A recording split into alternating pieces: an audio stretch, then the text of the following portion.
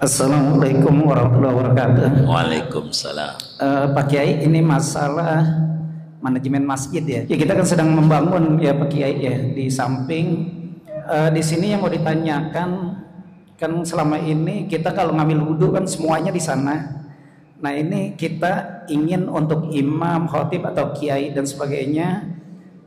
Jadi kalau ngambil wudhu mau dibikin di sana. Cuma takutnya kan pengen pipis gitu ya, khotib atau kiai dan sebagainya. Kira-kira tempat pipisnya itu kira-kira hukumnya gimana Pak Kiai? Terima kasih. Baik. Jadi kalau ngomong manajemen masjid, banyak hal yang harus diatur kalau ngomong manajemen masjid. Tapi kita tidak ngomongin manajemennya yang panjang, menjawab pertanyaannya aja. Bagaimana kalau kita berikan tempat wudhu? Bagus. Karena di antara manajemen masjid, kalau ngomongin mestinya sebelum terbangun masjid tuh konsultasikan dulu sebelum terbangun, dari mulai mau persiapan gambar, karena ini terkait arsitek kalau gambar. Jadi sehingga arsiteknya didudukin sama tokoh, sehingga arah kiblat dan seterusnya. Termasuk kita bersyukur Darul Ma'wa ada depan ini. Ini salah satu manajemen masjid, depannya tuh ada ruangan. Jadi begini saudara, saya ngomongin secuil aja. Kalau ngomongin panjang, saya ngomongin manajemen masjid. Sebab ada kitab yang Alamus Sajid bi Ahkamil Masajid. Ini panjang, kitabnya tebal. Ngomongin masjid aja kan berjam-jam ya kan. Saya menyinggung sedikit, masjid itu harus menyediakan tempat istirahat khotib. Itu satu. Untuk apa? Jadi khotib itu jangan masuk ke masjid, tapi masuk ke ruang istirahat. Kalau masuk ke masjid khususnya Jumat rada repot. Ganjaran Jumat itu banyak ganjaran. Salah satunya fadilatul masyi warroha. Fadilah berangkat Jumat. Kalau kita berangkat Jumat, ganjarannya gede banget. Saya nggak beda ini sampai panjang. Tapi dari ganjaran segede unta, ganjaran ngorban unta, sapi, ngorban apalagi kambing, ngorban ayam, ngorban burung emprit, sampai telur. Ini semua ganjaran, catatannya khotibnya belum masuk ke masjid. Dapatlah ganjaran berangkat. Andai Darul Ma'wa tidak ada ruang istirahatnya, andai batasnya ini aja gitu, maka khotibnya datangnya mungkin jalannya lancar, tengah 11 udah nyampe, duduk tuh khotib di sini ya kan, maka yang datangnya setelah khotib ora ada ganjaran berangkat barang dikit pun, karena khotibnya sudah masuk begitu. Maka khotib itu disuruh belakangan ke masjid tuh, cuman jadi masalah kalau khotib tuh datangnya belakangan, pengurus masjid itu kalau Jumat jantungnya berdebar, duk duk duk, datang apa kagak. Maka supaya tenang, khotib datang duluan, kasih tempat istirahat. Di tempat itu khotib duduk, di tempat itu khotib sholat qobliyah Jum'ah. yang dia bakal naik kalau udah mau khutbah doa. Mau khutbah, innallaha malaikatahu, keluar khotib. Jadi depannya orang duduk rapi, enggak perlu geser-geser. Semua orang udah rapi yang duduk. Kalau khotibnya duduk di situ, ketika ngimamin kosong lagi, kudu maju lagi. Kalau udah rapi, keuntungan dunianya pengurus masjid ngedarin kotak jalan terus karena enggak terganggu dengan orang kosong-kosong. Tuh begitu. Jadi kasih ruang istirahat. Begitu tuh ruang istirahat. Kayak ini kan ada depannya tuh buat khotib tuh, qobliyahnya di situ. Tadi innallaha malaikatahu keluar. Enggak usah pakai diintip, innallaha malaikatahu juga bakal keluar sendiri. Dia tahu. Begitu. Kalau belum salam maksudnya dia nggak bakalan, dia keluar. Ntar juga udah keluar. Normal sholat 2 rakaat nggak bakal baca Yasin rakaat 1. Begitu keluar. Bagaimana bikinin tempat wudhu bagus di dalam masjid? Tempat wudhu nggak jadi masalah. Tempat wudhu masalahnya bukan tempat wudhu doang. Kan mau bikin toilet kan begitu. Kan beda antara tempat wudhu sama toilet. Begitu, tempat wudhu aja di situ mah buat wudhu kalau batal. Begitu.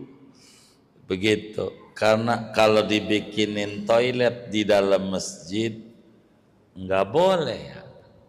Dalam masjid nggak boleh. Tempat wudhu aja. Tempat wudhu aja. Khawatir batal tuh. Sebetulnya bukan wudhu doang sih manfaatnya.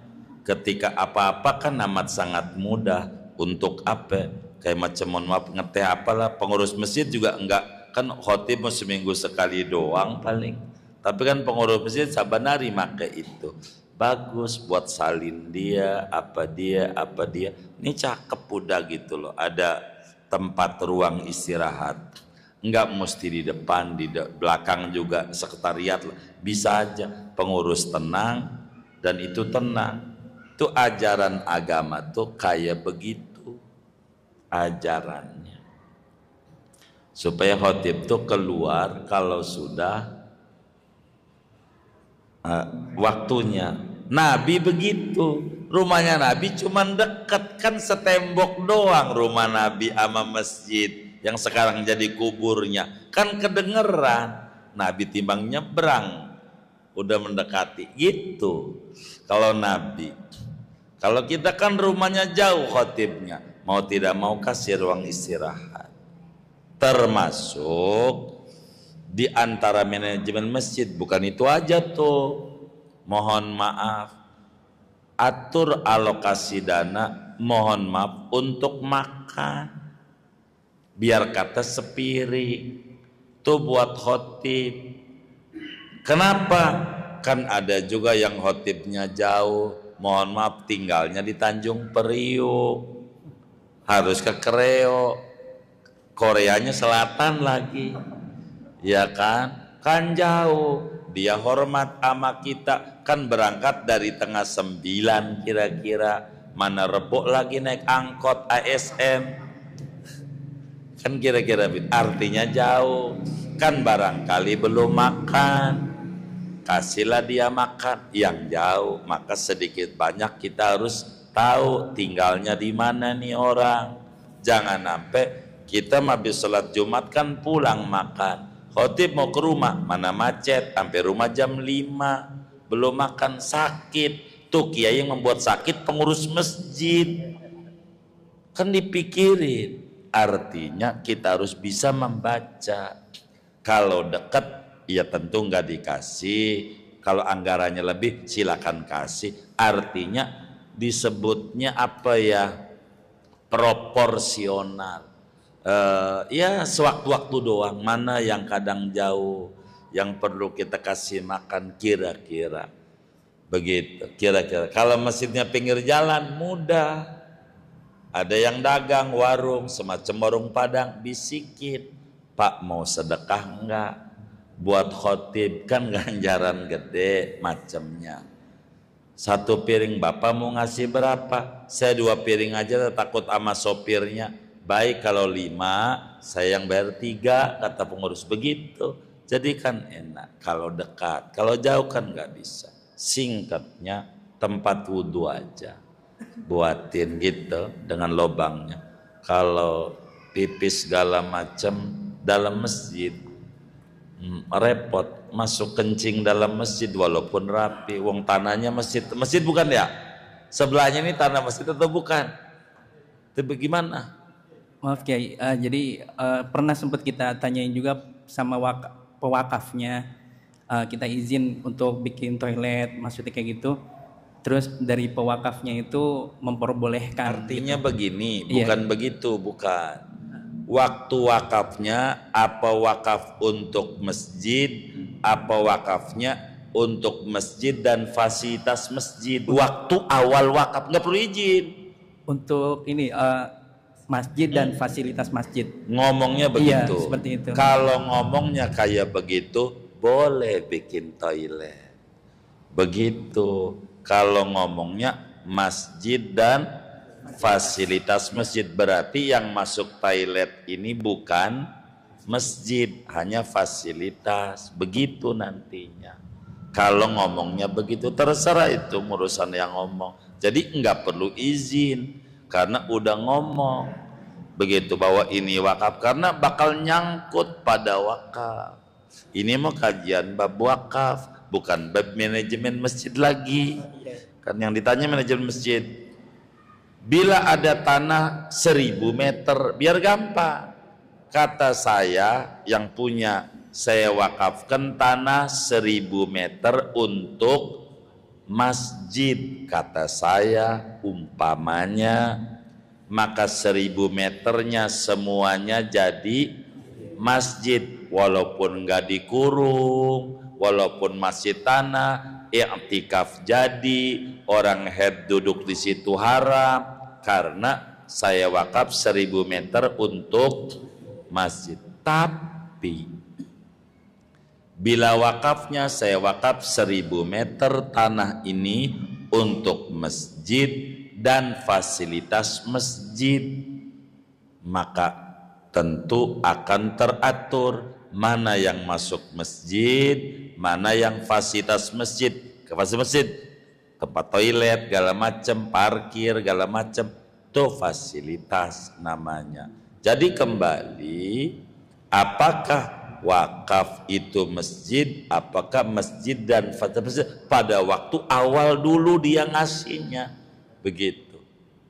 Ini untuk masjid, bukan untuk fasilitas ya. Jadi artinya ngomongnya masjid aja, tidak pakai masjid dan fasilitas masjid, kata yang wakafnya.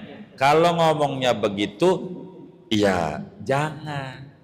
Karena tempat wudhu juga enggak boleh. enggak apa-apa kalau wudhu. Kan yang enggak boleh masjid dikotori. Gitu. Kalau tempat wudhu kan enggak apa-apa. Tempat wudhu kan air, kan enggak apa-apa. Kan kencing ini kotor. Kalau boleh, kita boleh kencing dalam masjid walaupun pakai botol. Kan pakai botol nih. Pispot kan botol. Kencing di masjid tetap haram. Begitu masjid gitu. Makanya kita harus bedakan di wakaf awal. Makanya sering kali saya menasehati sama masyarakat itu, kalau mau wakaf tolong konsultasikan nama kiai dulu supaya keinginan hati akan tersampaikan daripada omongan. Salah ngomong repot, begitu. Padahal kita pengennya nggak begitu, tapi kita ngomongnya begitu. Yang dicatat agama omongan. Adapun sertifikat negara, bisa aja negara tuh bersertifikatnya nih masjid semua, itu mau tulisan negara doang. Di akhirat nggak berlaku, nggak ditanya. Yang berlaku tuh yang diomongin, itu yang berlaku. Makanya ketika ada wakaf, apa aja harus diomong. Ini saya ambil contoh. Hadratus Syekh Muallim Syafi'i Hadzami, ulama besar Betawi, bisa dilihat depan Gandaria City. Itu wakafnya tempat pendidikan. Lalu bangun masjid namanya Al-Ashiratus Safiyah. Karena tanahnya bukan tanah wakaf masjid, berarti masjidnya bangunannya. Lantai 2 masjid, bawahnya aula. Yang masjid bangunan. Kenapa? Karena tanahnya tidak wakaf masjid.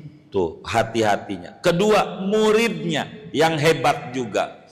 Allah yarham abahnya Kiai Lutfi, namanya Kiai Soleh Zawawi, di Kebayoran, Kebon Mangga rumahnya.